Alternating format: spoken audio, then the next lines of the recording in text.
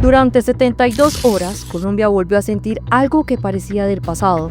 Un paro armado de 72 horas que inicia el 14 de diciembre del 2025 a las 6 a.m.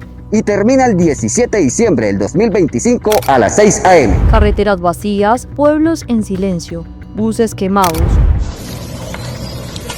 banderas guerrilleras y explosivos abandonados como advertencia. No fue una guerra abierta, fue algo más silencioso, un paro armado del ELN. Pero, ¿qué significa realmente un paro armado? ¿Por qué es considerado una de las estrategias más crueles de los grupos ilegales? Y sobre todo, ¿qué tan grave fue el que acaba de terminar este 17 de diciembre?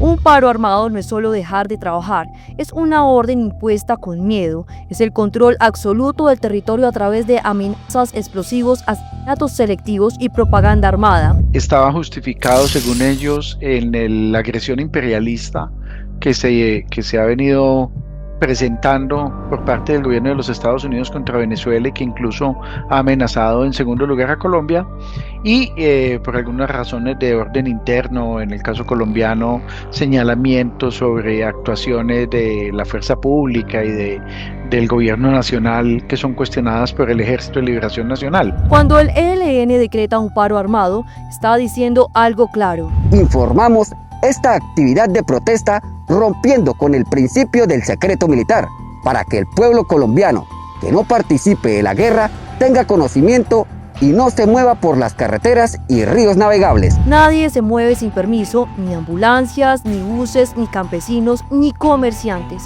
Y lo más grave, quien desobedece paga con su vida. El paro armado no busca tanto atacar a la fuerza pública, sino demostrar control social. Es una estrategia heredada de los años 90, usada cuando el grupo necesita reposicionarse políticamente, enviar mensajes al Estado o presionar procesos de negociación. Dentro de los protocolos de la guerra, del DICA, del Derecho Internacional del Conflicto Armado, se dice que, o está estipulado más bien, que no debería afectarse a la población. Pero ya sabemos que estos grupos, como el ELN, no les interesa de fondo cumplir ningún tratado, sino que simplemente les interesa demostrar que hoy tienen poder, que efectivamente siguen en los territorios. No es una demostración de debilidad, por lo contrario, para mí es una demostración de que sí están vigentes y de que están allí generando terror, generando daño y lesiones a los ciudadanos cada vez más.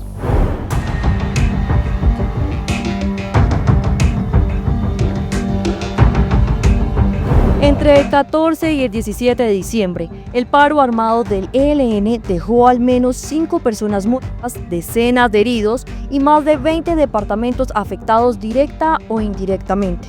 Las autoridades atribuyen cerca de 60 acciones violentas al grupo armado, explosiones, hostigamientos, quema de vehículos, amenazas, grafitis y bloqueos estratégicos. Pero detrás de las cifras hay historias que estremecen. Comparado con lo que pasaba en este país en la década de los 90, que la inmensa mayoría de la gente no lo vivió, no lo recuerda, estamos hablando de una situación cualitativamente mucho menor. No estoy menospreciando lo que pasó, no estoy de ninguna manera considerando pues que no fue grave lo que pasó, pero hay quienes pretenden hacer una equiparación entre lo que pasa ahora y lo que pasaba en la década de los 90 y estamos muy lejos de esa situación que ocurría en la década de los 90, que es como el periodo de mayor intensidad del conflicto armado colombiano.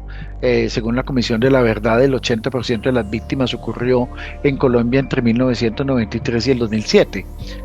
Ahí está concentrada la mayor parte del conflicto armado. Ese es un tema, pero lo segundo también creo que es importante destacar es que la inmensa mayoría de estas acciones son acciones típicas de pequeñas unidades militares guerrilleras, cierto, que lo que hacen es que se desplazan en un vehículo, ponen una bandera, dejan un artefacto explosivo, salen a la vía y queman un vehículo, pero no hubo grandes enfrentamientos con la fuerza pública.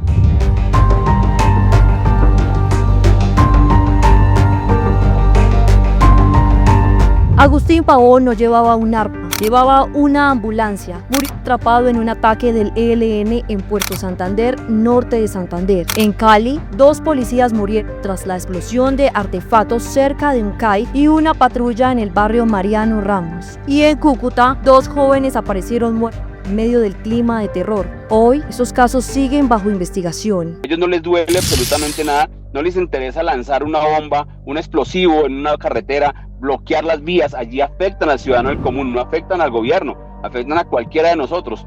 Y obviamente se han salido totalmente de eso, son crímenes de guerra exactamente, y ojalá en algún momento se logren encontrar a los líderes, judicializarlos y ponerlos a disposición de las autoridades competentes.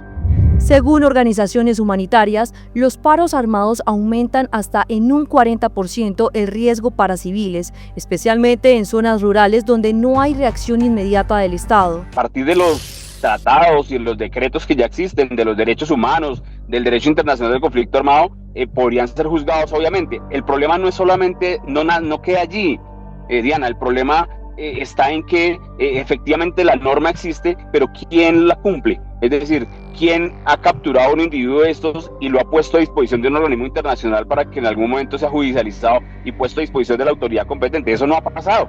Por lo contrario, lo que tenemos es una cantidad de personas que han cometido delitos de lesa humanidad, de terrorismo, sentados inclusive en el Congreso de la República.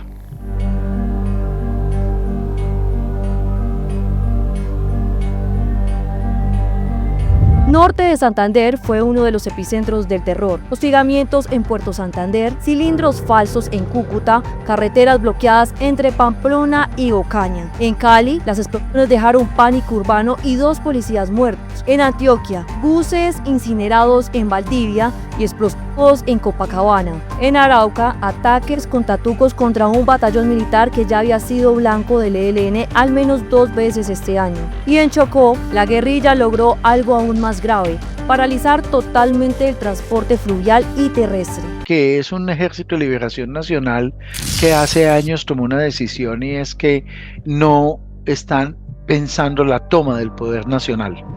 O sea, esta es una guerrilla que no pretende tomarse el poder a nivel de todo el país, sino que lo que ha decidido es concentrar una buena parte de su capacidad en el gobierno de territorios en los cuales es muy fuerte.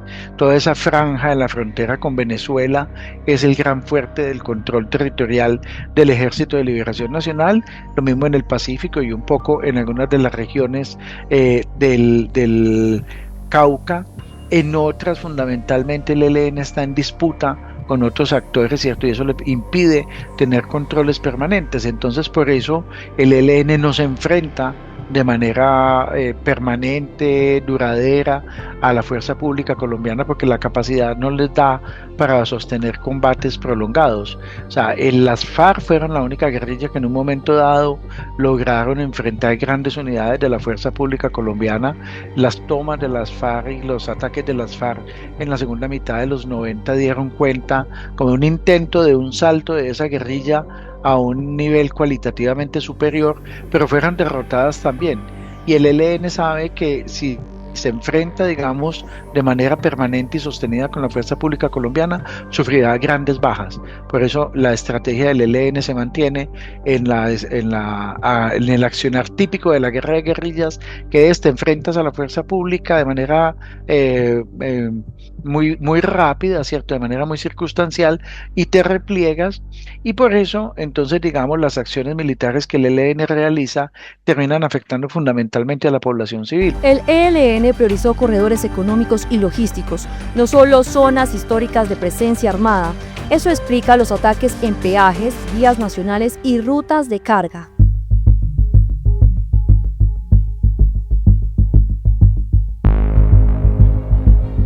Los bloqueos no solo dejaron miedo, dejaron pérdidas millonarias, transportadores atrapados, alimentos sin llegar a destino, combustibles retenidos y comerciantes obligados a cerrar. Peajes como el de Pelaya se convirtieron en puntos muertos que cortaron la conexión entre el centro del país y la costa caribe. Estos grupos armados buscan este tipo de situaciones con una razón importante, y es que al bloquear las vías, al bloquearle el acceso a los puertos, al bloquear las vías principales en Colombia, porque vimos que en estos 3 días se bloqueó La Guajira, se bloqueó parte del Cauca, tuvimos afectaciones en Santander, en Cúcuta.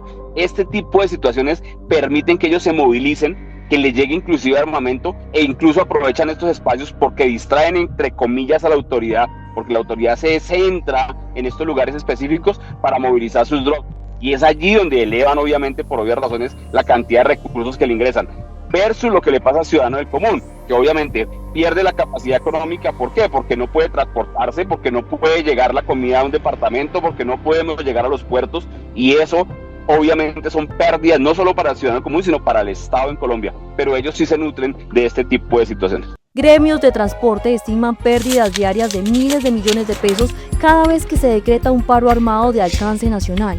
Es muy cuestionable el impacto que tiene sobre la economía, digamos, de las élites colombianas. Eso no golpea a las élites colombianas, realmente golpea a sectores medios y bajos de la población.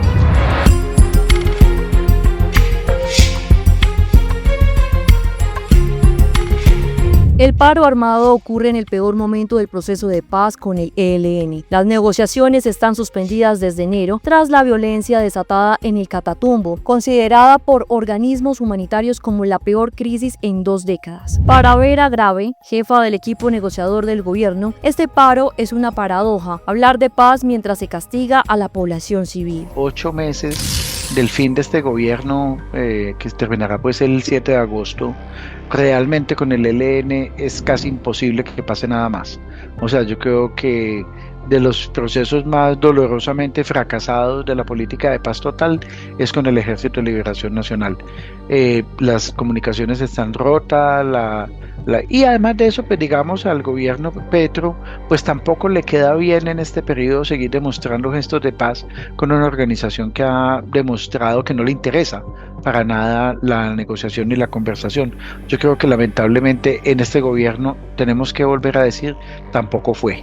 Luego el ELN surgió en 1965, tiene 60 años, eso quiere decir que más o menos unos 20 gobiernos, de 15 gobiernos han pasado en nuestro país y nada que logramos una salida negociada con el Ejército de Liberación Nacional. Ni derrotarlos del todo militarmente de tal manera que abandonen la lucha armada.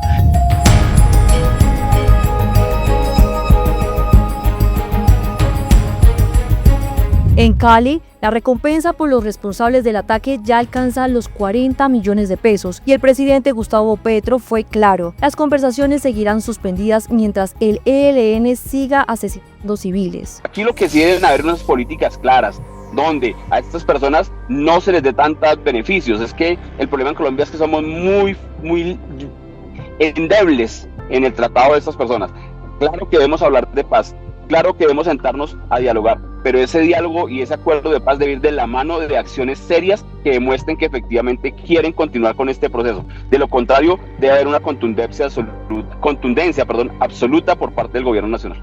Históricamente, cada paro armado del ELN endurece la postura estatal y debilita el respaldo ciudadano a cualquier intento de negociación. El paro armado terminó, pero el miedo no. Colombia vuelve a preguntarse si está frente a un ELN que busca la paz o frente a un grupo que usa la paz como una estrategia mientras fortalece su control armado. La pregunta es: ¿cuántos paros armados puede resistir el país antes de que la violencia vuelva a normalizarse? Déjanos tu opinión en los comentarios, suscríbete si quieres más contenido como este y no olvides activar la campanita. Nos vemos en el próximo episodio.